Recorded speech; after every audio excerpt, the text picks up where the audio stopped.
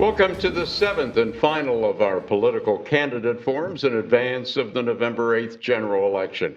This forum, a cooperative production of the League of Women Voters of Tallahassee, the Tallahassee Democrat, and WFSU Public Media. Our candidates today are running for the Tallahassee City Commission seat 4, and that is the mayor's seat. I'm Tom Flanagan from WFSU Public Media. I'm joined by William Hatfield from the Tallahassee Democrat and Danielle Irwin from the League of Women Voters of Tallahassee. And we'll be questioning the candidates on various topics for the next several minutes. So let's get a quick look at the ground rules, and then we'll meet our candidates. The candidates for Tallahassee City Mayor, sitting left to right, are incumbent John Daly and challenger County Commissioner Kristen Dozier. Remember, for those watching us on social media, please hit the share button and help all your friends see today's discussion. Here's how the forum will work, although I have a feeling y'all are veterans at this point. We will rotate which candidate gets to answer first. We have a lot of questions, so we're going to ask the candidates to keep your answers brief. We will keep time, and we'll tell you what that time is for each question. And when your time is up, you will hear this. You don't have to come to a dead stop right then, but please finish your sentence and we will move on. In the middle of the forum, we will also have a lightning round where we ask you to keep your answers to just about a sentence. At the end of the forum, we will give you 60 seconds to make the case directly to voters and share your website or any other information. If you're watching on Facebook and you have questions for the candidates, go ahead and type them in the comments and we'll get to as many of them as we can. Time is very limited, and you can improve your chances of questions being asked if you keep them brief, polite, and applicable to all the candidates. Candidates, any questions before we start? No? Excellent. Then let's jump in with the first question. And our first question is, what makes you the right candidate in this race? 45 seconds for a response. We'll start with you, John Daly. Well, first of all, I want to thank WFSU and the Tallahassee Democrat and League of Women Voters for hosting this great forum. I've enjoyed watching the others as well. You know, for the past 4 years, the citizens of Tallahassee have entrusted me to be the mayor of Tallahassee. And when we look at what we've been through as a community for the past 4 years, it has truly been a wild ride. But there is one thing that you've been able to count on, and that is steady leadership coming from the mayor's office and from City Hall. You know, we've got a lot of challenges in this community, and I know that we're going to be talking about them. But I've been able to help create the vision for the city of Tallahassee as it's embedded in our strategic plan. And we are heading in the right direction. We're one of the top 10 communities in the southeastern United States, one of the top 10 university communities in the southeastern United States, with the #1 public utility in the nation. I am asking the citizens for the opportunity to serve another 4 years. Thank you. Same question, Kristen Dozier. Well, thank you all. We're all coming into our last forum today, so this is a great place to end this incredible campaign season. It has been remarkable. I have had the great honor of serving on the County Commission for the last 12 years. During that time, I have worked hand in hand with community groups, with individuals on all parts of our county and our city. And I can use that experience in City Hall to make some changes that are long overdue. 4 years ago, we were told we would see changes in transparency, in bringing people together, in restoring trust after so many years of challenging news stories that we're still dealing with today. We have not seen that happen. We need a city government that is responsive, that works with the people of Tallahassee, and I'm asking for your support as your next mayor of Tallahassee. Thank you. As a follow-up for you both, 30 seconds for a response, starting with you, Ms. Dozier.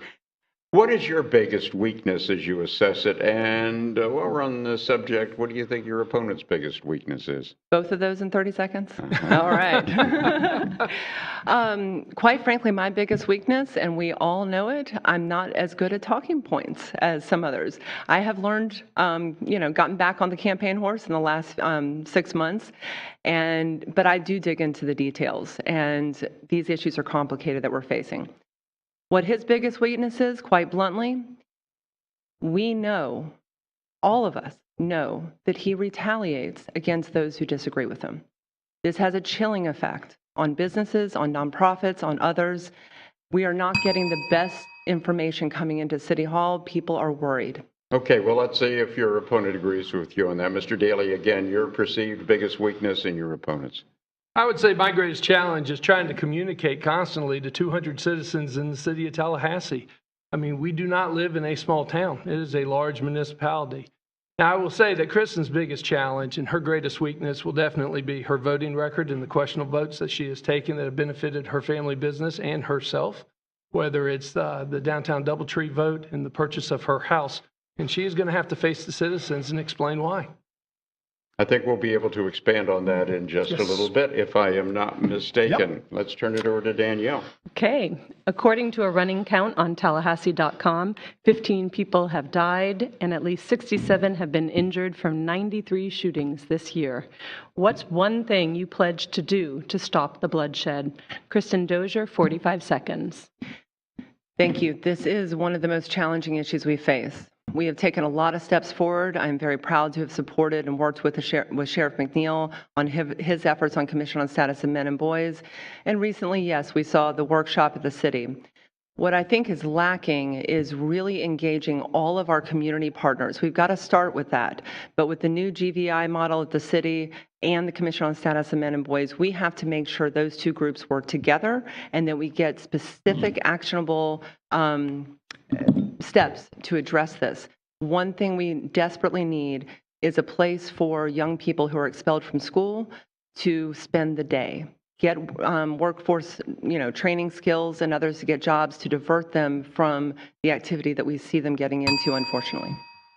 Thank you. John Daly, same question. Well, I am very proud to have been the mayor this past spring that called on the city commission to set aside $1 million a year for the next 5 years, specifically to fight gun violence in our community. And I'm very proud to be the mayor that crafted the motion that got unanimous support from the city commission to engage with GVI, which is a nationally recognized operation that's had proven success in other communities, bringing in national experts to bring all of our assets together to be able to move forward. I'm also very proud to have been the mayor, at the time the county commissioner, that proposed the Children's Services Council, and along with my wife, Virginia, worked over 2 years to help get that passed in our community. And I think history will look back and say, wow, that was a turning point in our fight against gun violence. Finally, as mayor, I'm very proud of the new real-time crime center that is going to be opened up on Florida State University's campus in conjunction with all law enforcement. Thank you. We'll have a follow-up, and John Daly, we'll start with you on this one. A case involving a City of Tallahassee police officer who invoked Marcy's law to shed his identity after shooting a suspect in 2020 will go before the Supreme Court in December. Is Marcy's law working as intended, and should police officers be able to use the Victims' Rights Amendment to shield their identity when they shoot a suspect? 45 seconds. That's a great question. I'm very proud to have the PBA's endorsement and endorsement from law enforcement. And you're absolutely correct. This is a question that's before the Supreme Court, and they're going to make the final decision. Different communities do it differently. The city of Tallahassee has taken a position of transparency in the release of information, but ultimately it will be the Supreme Court that will decide this case. Do you agree with the city's position? As the mayor of Tallahassee, I do. Thank you.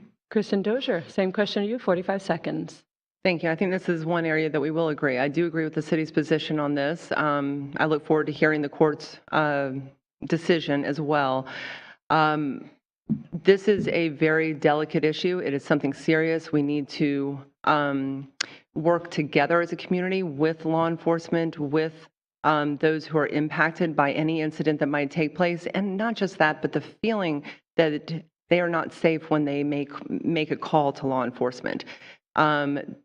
We have a lot of great people in our police department, but we have to recognize that the history influences all of us, and we have to address these issues. But on Marcy's law specifically, I think this was intended for a different purpose, and I do support the city's position. Kristen Dozier, we'll stay with you for this next one. The mayor mentioned the $1 million in the city budget for addressing gun violence. What is your assessment of how that million was divvied up to stop the gun violence, and is there a way you wish it had gone differently? So first, I think it's evidenced by the number of people who were in City Hall for that workshop in the middle of the day, that this is an issue that so many groups in our community, from faith-based groups, nonprofits, others, we're all focused on it, and that is a great thing. I'm glad they held the workshop. What I wish would have happened differently, I think that workshop should have happened last May or June. That's more of our approach on the county side. We make a decision, we immediately go out to the community, and we have some recommendations within a few short months. Unfortunately, there were some questions in early September about what recommendations were going to come and who was going to be able to have a voice in that. We've gotten past that. I'm glad the city had the workshop. I think their recommendations, I don't have time for this, are good, but with more time, we could have been refined. Thank you. John Daly, same question to you. Well, again, I'm very proud to be the mayor of Tallahassee that actually called for the $1 million set aside for every year for the next 5 years so we can have a sustainable approach. Let me remind you that as a sitting county commissioner, Commissioner Dozier has had the opportunity at any county commission meeting to make a similar motion at the county level. She chose not to, but I'm proud of the action that the city has taken. And when we walked out of that meeting, it was an incredible, exciting environment because everybody was unanimously in support of moving forward. The faith-based community, the nonprofit community, the law enforcement community, the business community, and again, it passed on a 5-0 unanimous vote. So we are heading in the right direction. We have a lot of work to do, but we're going there. Thank you. Kristen Dozier, 15-second rebuttal. Thank you. Well, as a former county commissioner, I would assume you know that the relationship with the sheriff's department and working on these issues is very different. Also, the budget is very different than the city. The county has funded and worked with the sheriff in a lot of different programs. I have worked with him on reentry and other programs, but this is a different scenario. Thank you. Folks, we have a question for both of you, and then we'll break it out into some individual lines of inquiry, if we might. And Kristen Dozier, let's start with you. 45 seconds to respond. The race has been marked by a lot of negativity, frankly. What's your message to voters who are tired of the attacks? Well, I think we are all very tired of the attacks. I hear about it all the time. I hear support slipping for my opponent because of the negative attacks. First and foremost, the things that people are receiving in their mailbox, hearing on TV, they are not true. They are distortions of the record or outright lies about the House and other things. We may have a more specific question. But most importantly, campaigns like this should be run on the issues. We should focus on the issues. We are not doing that.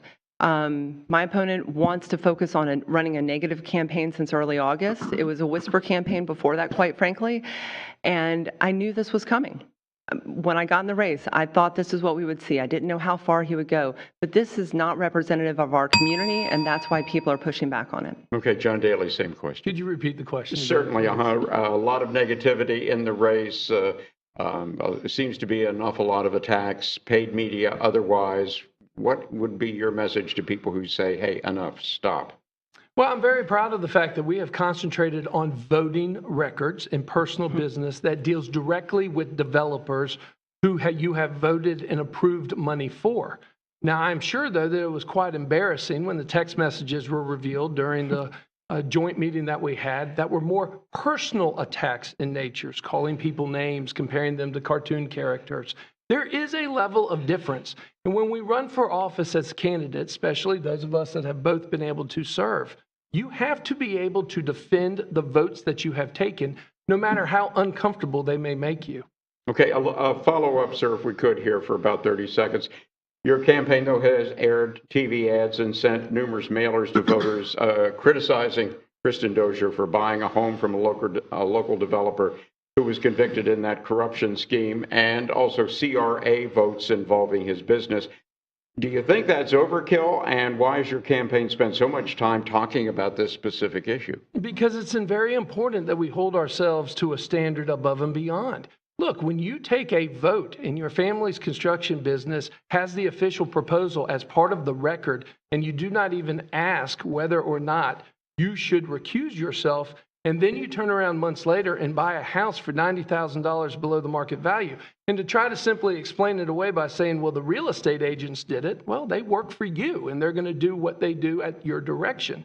You have to be able to answer to the public. And as she mentioned, I've had a lot of her supporters come to my side with eyebrows raised over these votes that have been taken. Okay, 30 seconds for rebuttal, Ms. Dozier. Getting an ethics lecture here is quite extraordinary. I hope we will get into ethics reform at the city a little bit more later. But on these attacks, when he says it's $90,000 below market value, he knows that is an outright lie. When I saw the house, it was listed at $200,000. All of the details are on our website. I've shared everything. I live in the sunshine. We should expect extra scrutiny.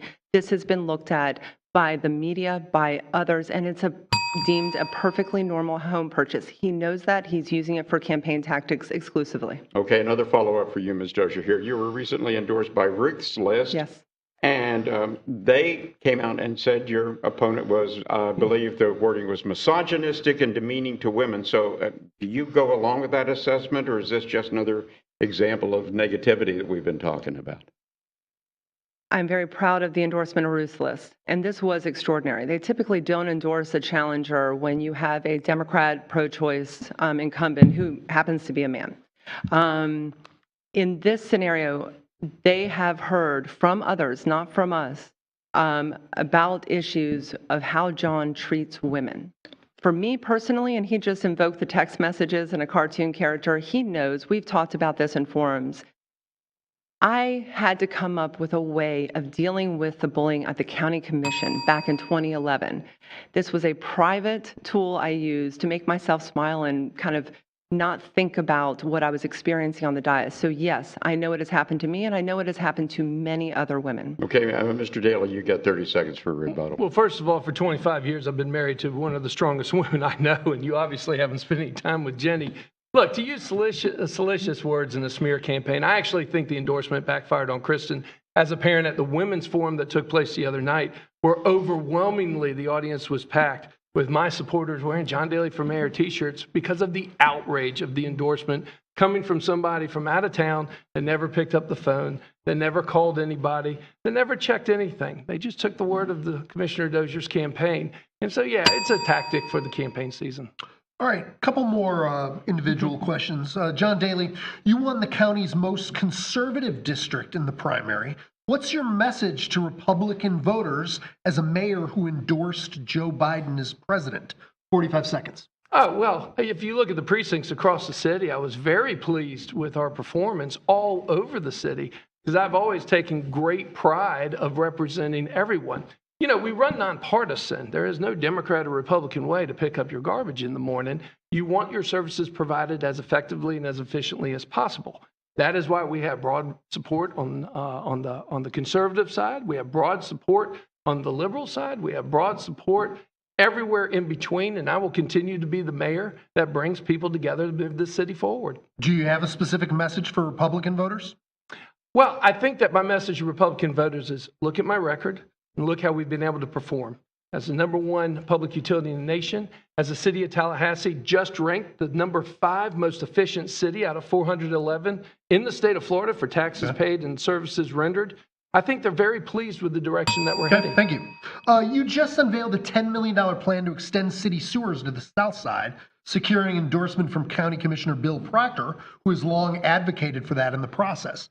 Did you champion this as a Leon County Commissioner, and why did this project emerge weeks before the election and not sooner? 30 seconds. For 12 years on the County Commission, I have supported every infrastructure project on the south side of Tallahassee. As the mayor of Tallahassee, I have continued to support, and in fact, on top of the announcement that we just made, the city is investing over $381 million in the Southside Action Plan in this fiscal year alone. These projects do not happen overnight.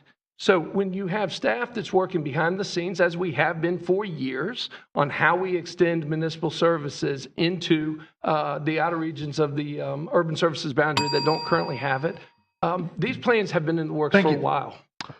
Kristen Dozier, your campaign has been championed by some of the most liberal voices in Tallahassee, including those who want to see wholesale change at City Hall. In a commission that has been regularly divided by 3-2 votes, would your election swing the voting bloc to the other side? 30 seconds. Absolutely not. I think the coalition we've built, and I have conservative support, I have progressive support, I have a lot of moderate support. The coalition we've built and the reason why we won the primary and a majority of people voted against the incumbent is because people want change. I've been very proud to have support from all parts of our community for 12 years. I have that in this race.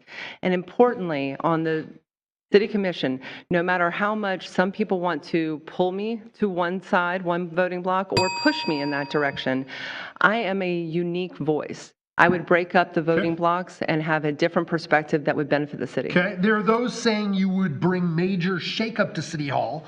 Would you support swift action to change the city manager and/or police chief? 45 seconds. I would not support swift action. If there's one word that people attach to me, it's process. I am deliberative and I like process. There are contracts in place. There are processes in place. And I have said on the record repeatedly, Reese Go, the city manager, has served this community well for a long time. My concern is that we have not seen the changes within City Hall with the last two managers who are internal hires, and we didn't have a public search. I am concerned that we cannot make the changes necessary unless we have a new perspective at City Hall. But that's not a swift decision, certainly. I have a lot of experience and understanding of City Hall, but you don't really know until you're inside. And so as mayor, I would take that time to focus on it. Based on what you know now, if on your first meeting after being elected, a colleague called for a vote to remove the city manager, how would you vote? I would vote no if it was at the first meeting, because there is a process and we need to be deliberate and fair to all individuals. All right, thank you. Last question. This is one for both of you. The 3-2 votes point to a larger issue. In many ways, the community is fractured. If elected, what would you do to heal this community, including bringing together your supporters and opponents? Kristen Dozier, 30 seconds. First and foremost, bringing people together is the reason why I got in this race. We have become more and more fractured in the last 4 years. We have not been brought together. That is day one and will be consistent for 4 years. We have to rebuild trust. We have to bring people into the conversation. And you do that through respectful leadership. You do that by respecting people even when they disagree with you.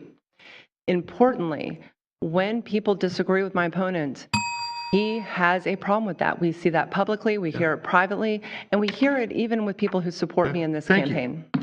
Mayor Daley, same question. Well, my leadership style does not deal with just innuendos and rumors, and I have a 16-year track record. After every election, I always make it a point to reach out to supporters of opponents, make sure that they understand as a nonpartisan elected official, we're going to do everything we can to represent everybody. And in fact, I have formed some great relationships over the years with individuals that at the outset had supported my opponent, not necessarily Kristen, but in previous elections as well. So we've got a track record of bringing this community together. Thank you. All right. We had earlier said we probably circle back to ethics. So let's do that, shall we? And this will be a 30-second opener, and then I have some follow-ups too, starting with you, Mr. Daley. Are you comfortable with the level of ethics oversight of the City Commission and Blueprint Board and staff? And if not, what would you propose as an alternative? 30 seconds, Tom. Yeah. 30 seconds. Look, the city of Tallahassee has passed the strongest ethics reform package in the 198-year history of the city, and we have the strongest ethics reform package of any municipality in the state of Florida. I am very comfortable where we are, but if there's more work to be done, of course, we will entertain any and all ideas as we move forward.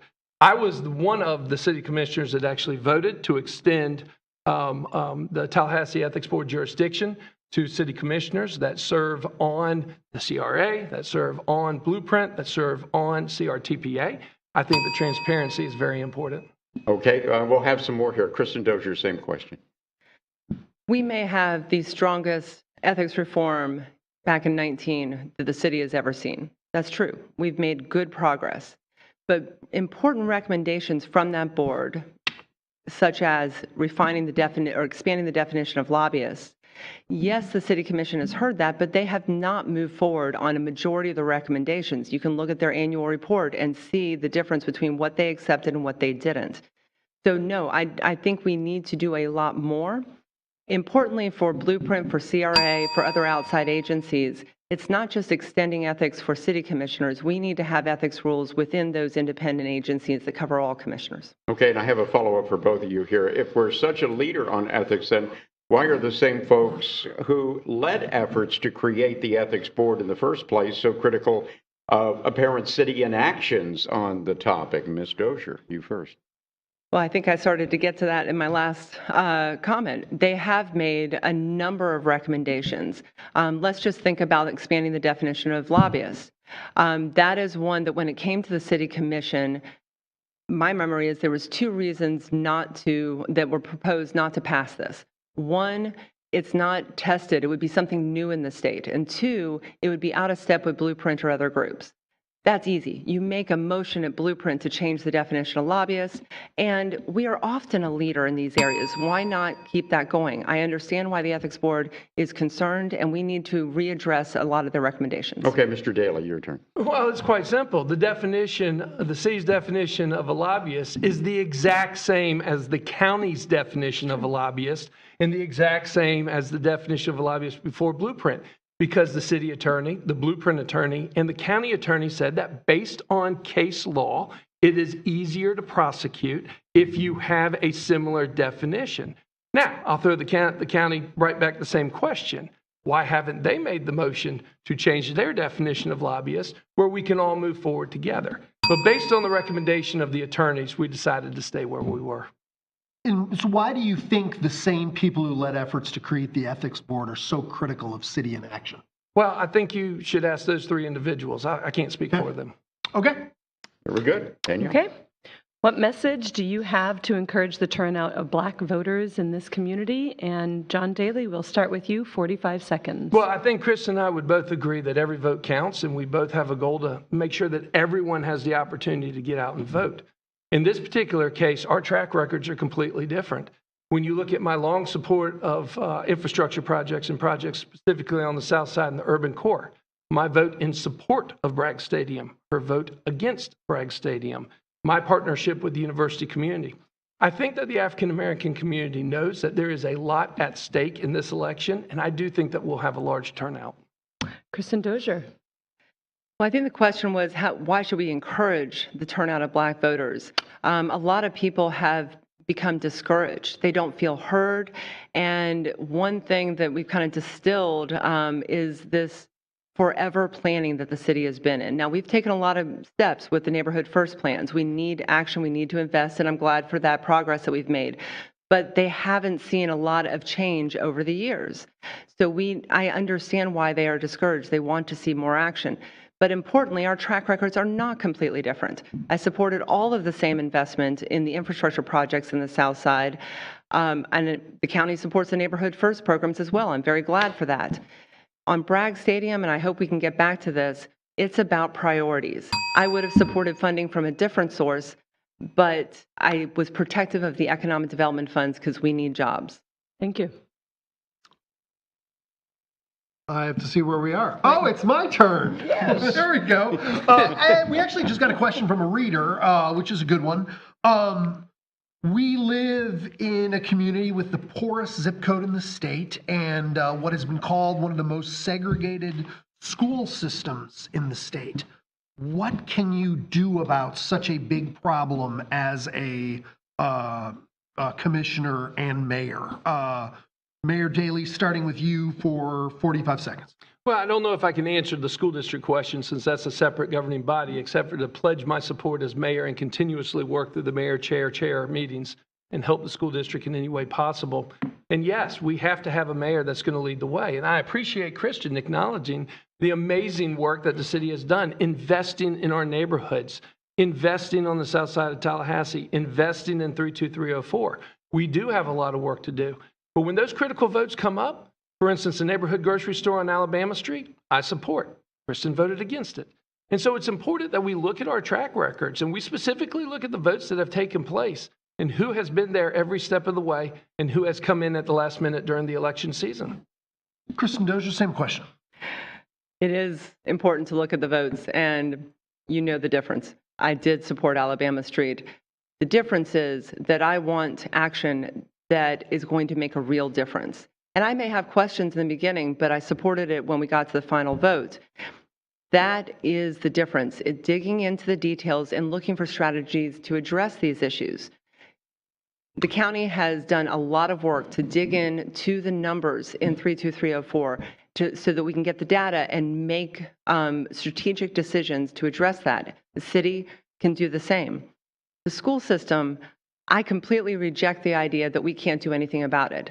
I want to compliment WFSU for the podcast series, and in the reporting on the most segregated school system, Senator Mumford said this was about zoning and economic development. Those are city and county decisions. Thank you. All right, we're going to change the pace, even though we are moving plenty quickly. Let's go quicker. We're going to do the lightning round here, where I'm looking for about a sentence. And we're going to start with you, Kristen Dozier. What story does your campaign finance tell voters? One sentence. What story? Yes. That we are supported by the most diverse group of City of Tallahassee residents.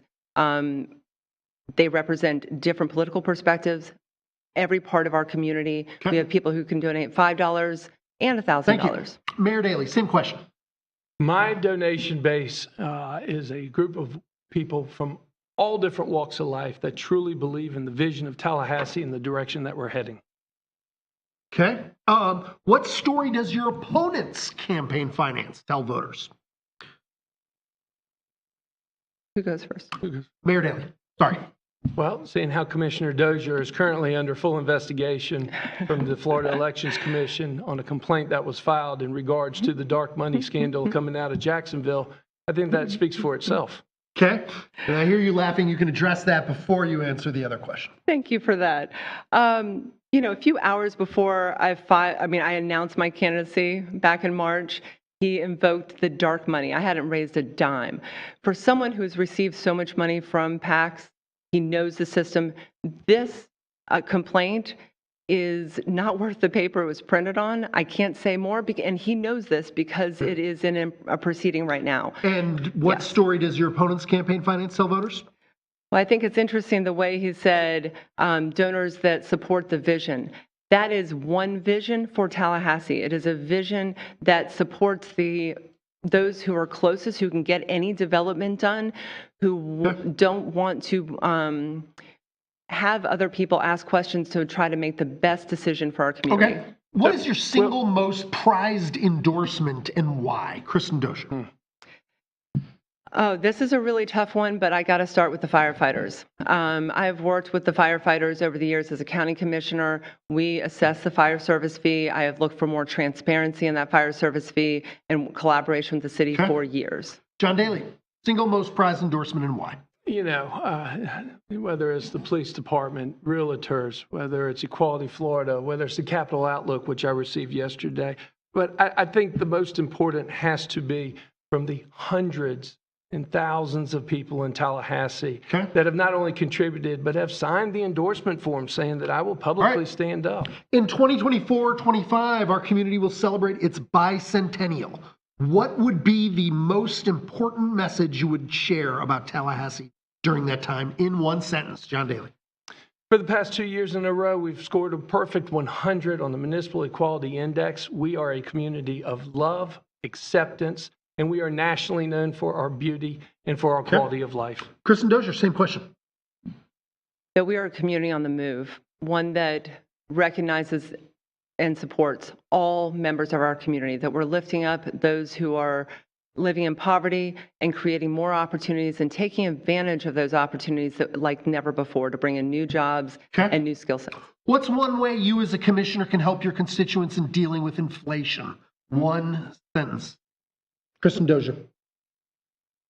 This is a really tough one, but I think it has to go to affordable housing using mechanisms like the land trust and others. And we're going to talk about that more. John Daley?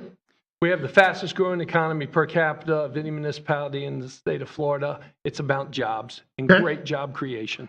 Beyond Doak, what blueprint project do you think was a big win for Tallahassee and taxpayers, and what's one where you think fell short? John Daley.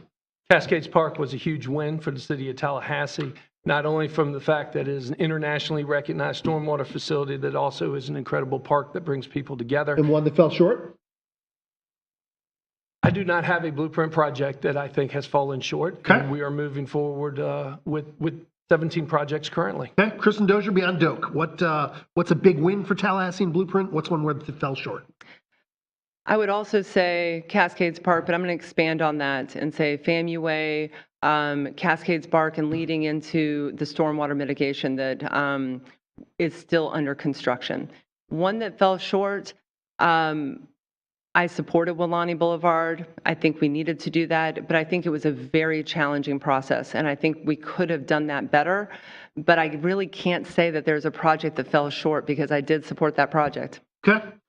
This is a question from a reader. As mayor of Tallahassee, would you support the idea of redirecting funds from TPD's budget to other services that could reduce or address crime? Kristen Dozier. The short answer is no. What I hear when I'm walking neighborhoods, meeting with the community, and I'm going to focus on the South Side right now, they don't feel like we have enough patrol officers. The response time is slow. I also hear that from other districts around the community. And it is interesting to note that the budget for patrol officers has actually decreased over the last 4 years. Now, there are other programs that have been created. That needs to have more analysis, but I wouldn't support transferring funding at this time. John Daly, same question. No, I would not support decreasing the police budget specifically to put money in other programs. We have to get creative within our budget program to make sure that we're fully supporting those programs, but not at the expense of the police department. Okay.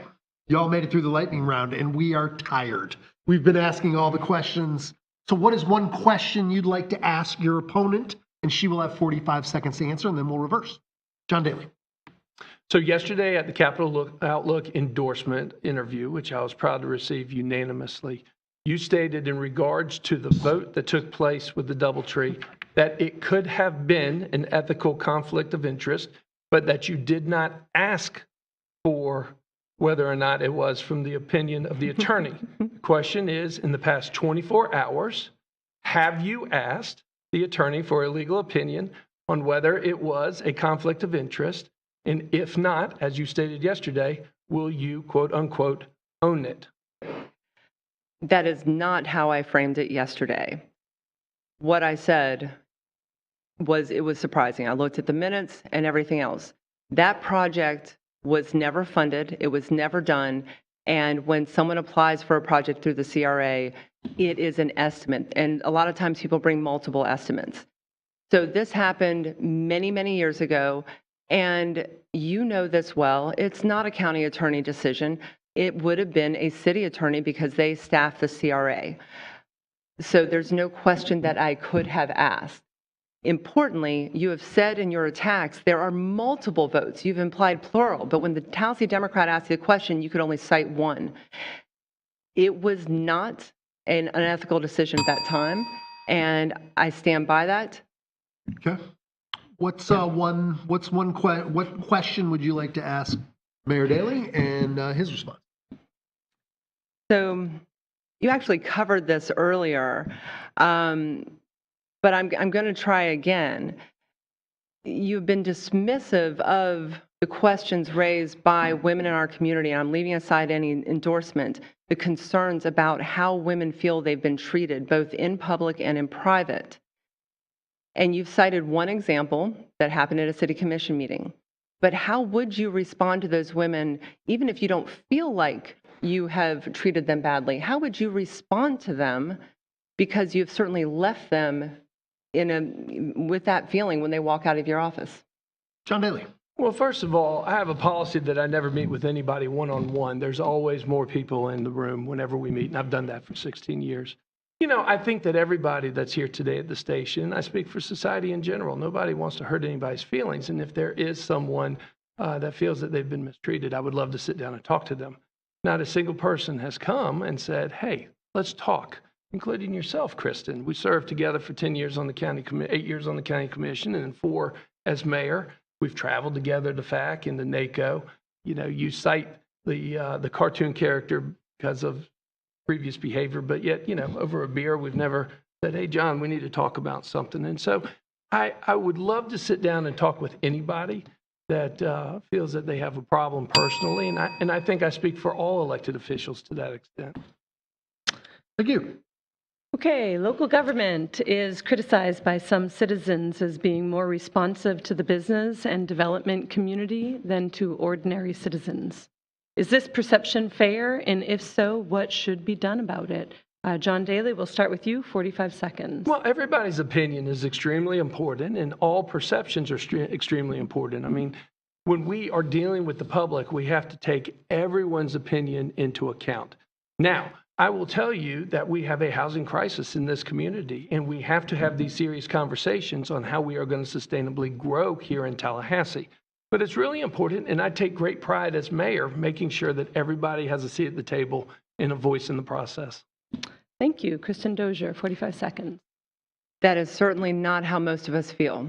When a development project hits our desk through a comp plan revision or blueprint or something else, the experience is that my opponent is ready on day one.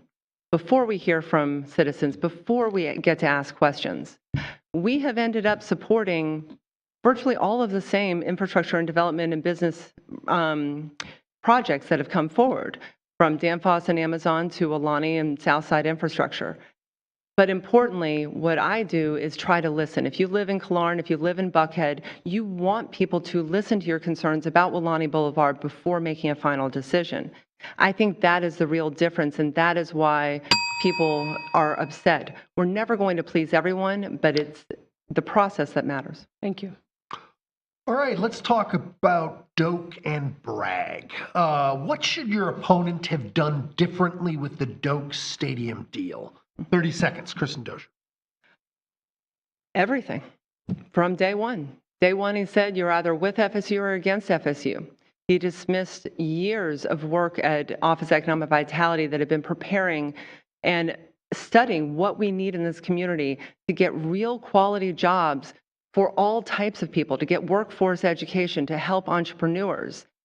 He did not pay attention to the history, to the budget, that how much money would be left with us if we made this decision, and he did not wait for those facts nor to hear from the public. Okay, John Daly, same question. What should your opponent have done differently with Doak? Everything. She should have voted in favor of it, and she should have voted in favor of Bragg as well. When we have the university president that comes and testifies before the intergovernmental agency and says, if we do not join together in partnership and move forward, we will not be playing football in Tallahassee, which, by the way, FSU and FAMU football are the #1 drivers of $1 billion tourism economy here in Tallahassee. And to be able to look the president in the eyes and tell them no, that you're not willing to work with them, you're not willing to support all the businesses on Perry Street, not willing to support the hotels and the gas stations. Kristen, you're going to have a statement. chance to respond to that in a direct question, but I've got one for follow-up for Mayor Daly first here. You were a part of the majority of Blueprint 2020 board members who didn't allow an up or down vote for Doak Campbell Stadium alone, choosing instead to include it with a number of other non-controversial and important community projects. Several Blueprint board members, Dozier included, might have voted for the other projects had they been given a chance. Is it fair to criticize her for that? Absolutely. When you look at the fact that we took, 6 votes overall on Doak Campbell Stadium, and this item had been talked about within the community, has broad community support, and after 5 votes, it is time to continue to move forward.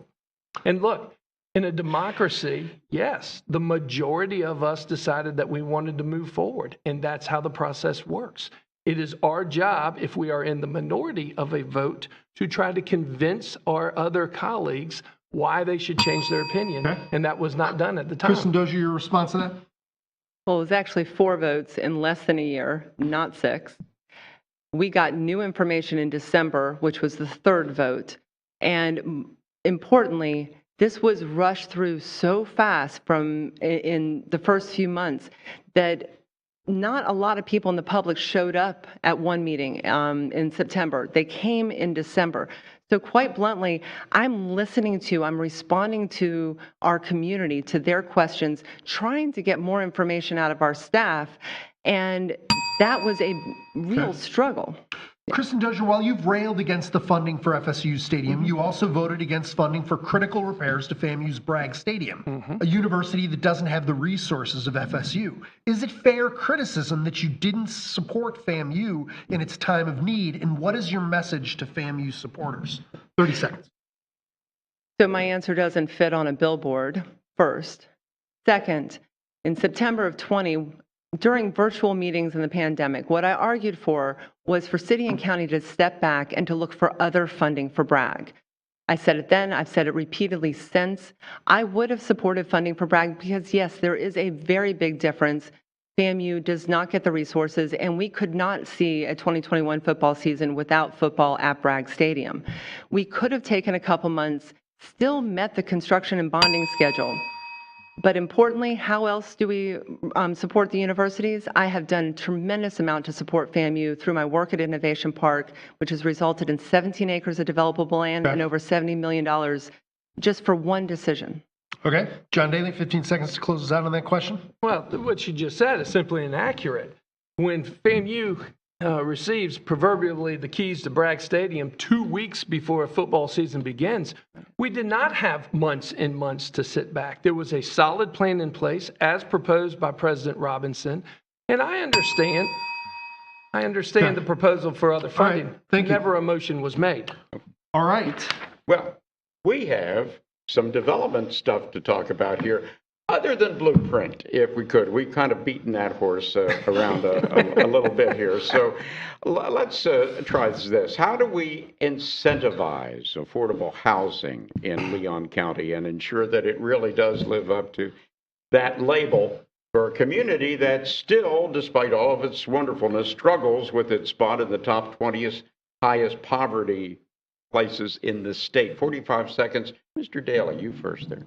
Well, I'm very proud of the city's inclusionary housing ordinance, and I'm glad that the county has decided to come to the table to discuss it as well. As the representative on the Affordable Housing Advisory Committee, working hand in hand with my colleague Nick Maddox, in fact, at the meeting that we had this week that I'm sorry you couldn't attend, we talked specifically about this. How do we create new financial incentives to be able to move forward specifically towards affordable housing so it is more interesting for the development community to be able to move forward? Now, having said that, affordable housing is a top priority of the city of Tallahassee. We have more units being built currently right now than we have had in the past 4 decades combined. We have a lot of work to do, but we're moving forward. Okay, Ms. Dozier. First and foremost, Affordable Housing Committee on both city and county, the land trust, the number of units quoted, that is because the good long work of many of us for probably the last 6 years. We've finally started working together and with our nonprofits. We've made a lot of progress. However, there are some good recommendations, some simple changes that can be made within city growth management that the Affordable Housing Committee has recommended. We should move forward and take that up. I also think we could explore expedited permitting for affordable housing. But there's one thing that we really need to look at. When city owns property, and when they decide to sell that property, we should look first and foremost at the land trust, but if it's a large tract, it should be affordable housing first.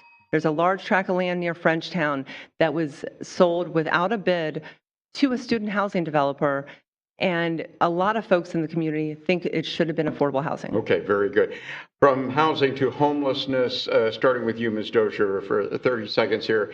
A much more visible issue in our area right now than before. Where are we missing the mark in mitigating?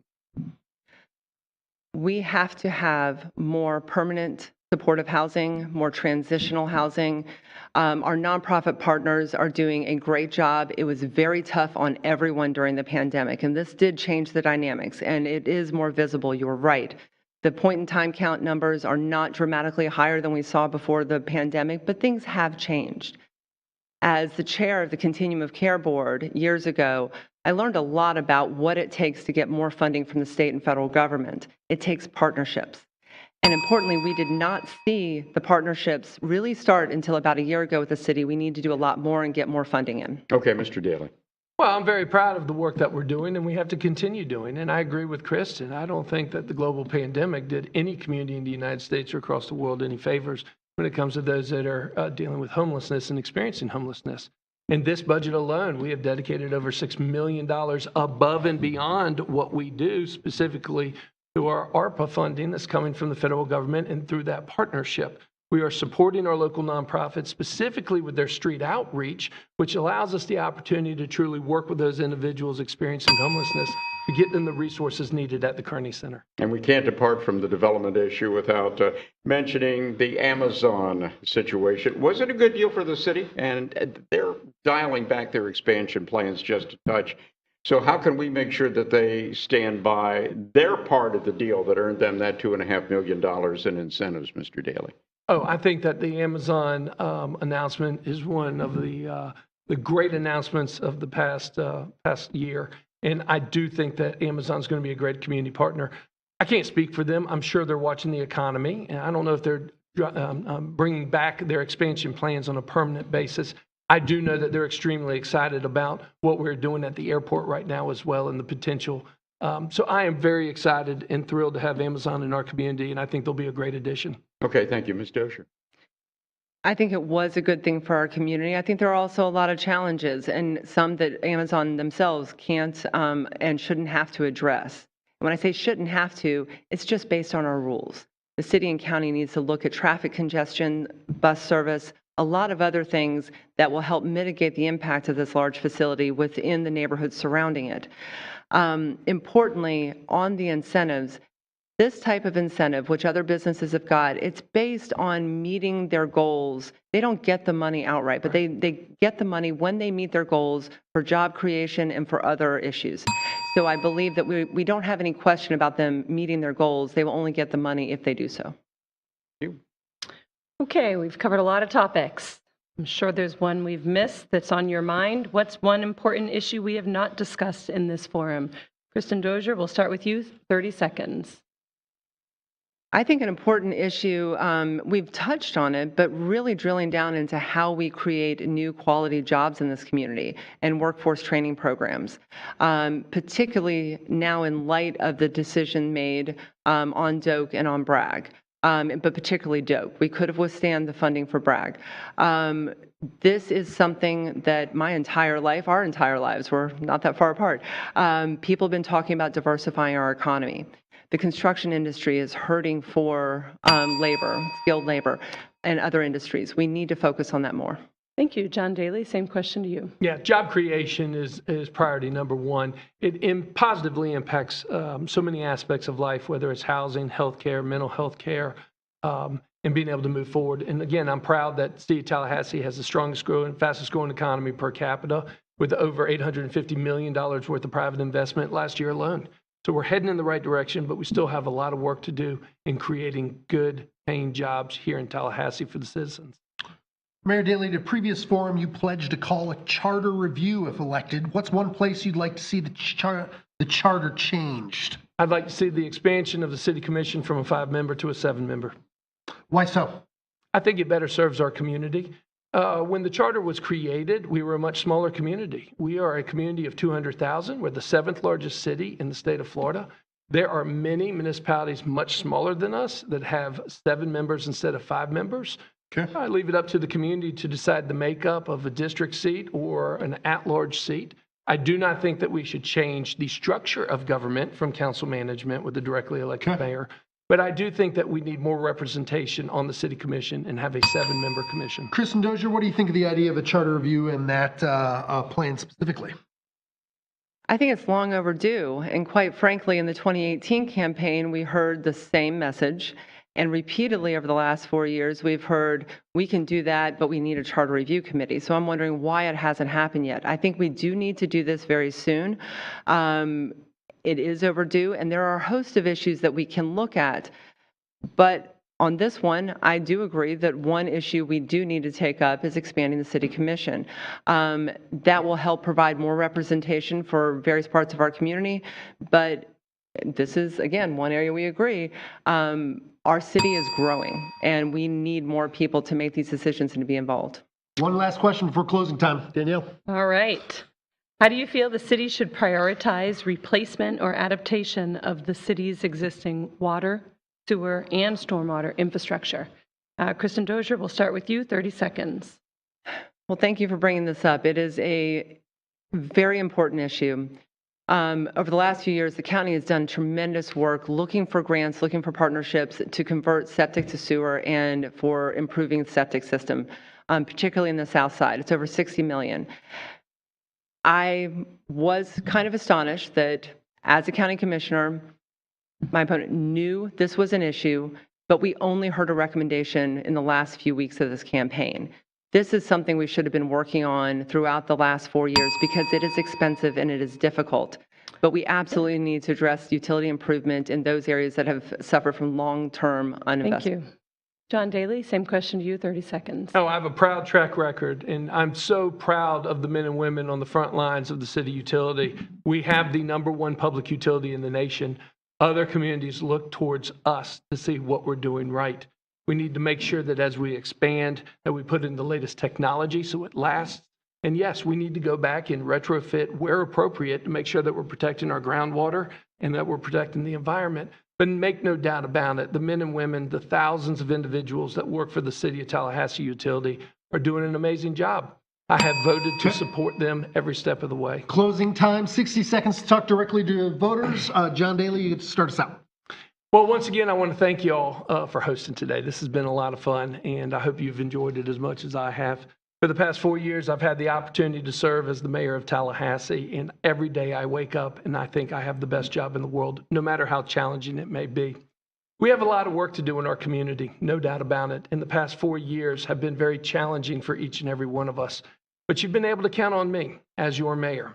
I take great pride in being easily accessible, bringing people together, and moving this community forward. And we are truly at a crossroads. My opponent and I, we have different philosophies on how to move this city forward. But if you like the fact that we are one of the top 10 cities in the southeastern United States, and you think that we're heading in the right direction with the #1 public utility, and with one of the fastest growing economies per capita, I want you to join Team Daly, and I want you to stay with me. My name is John Daly. I'm running for mayor. I am your current mayor, and I'd appreciate your support. Thank you. Kristen Dozier, 60 seconds. Thank you. We have 20 days until a general election, and this is critical for the future of our community.